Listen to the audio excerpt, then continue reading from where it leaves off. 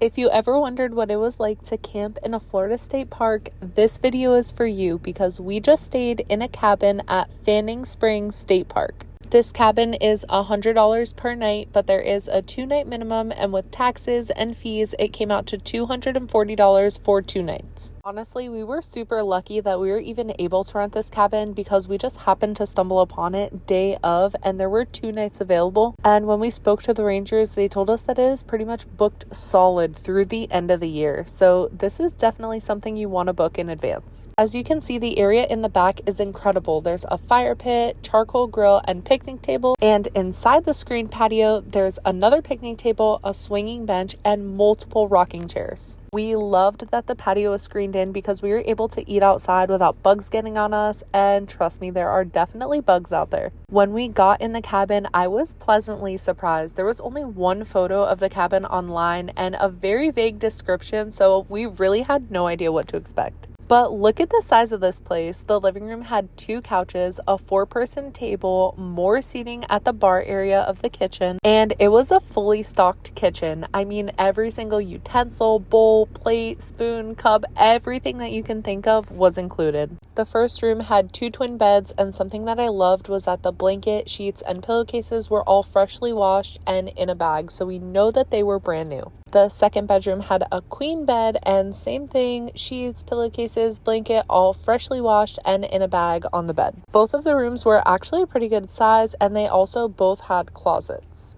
The bathroom was a really good size. It definitely had enough room for all of our toiletries. The shower was nice with a bathtub, and there were plenty of towels.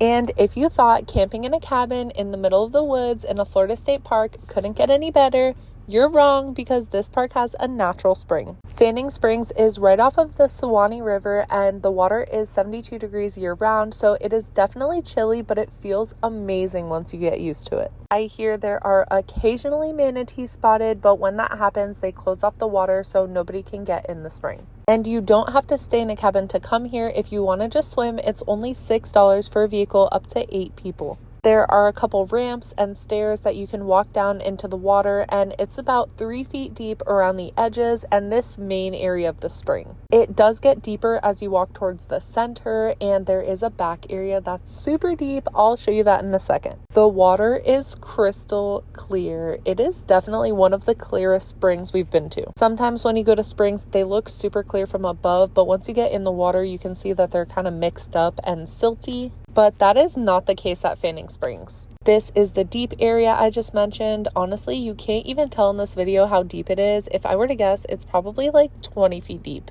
Another thing is that this spring is super close to a bunch of other springs, so if you want to take a day and check out a few of them, you totally could. 2 springs that I love nearby are Manatee Springs State Park and Otter Springs. Otter Springs is actually a privately owned spring and campground, but it's only $3 per person to swim.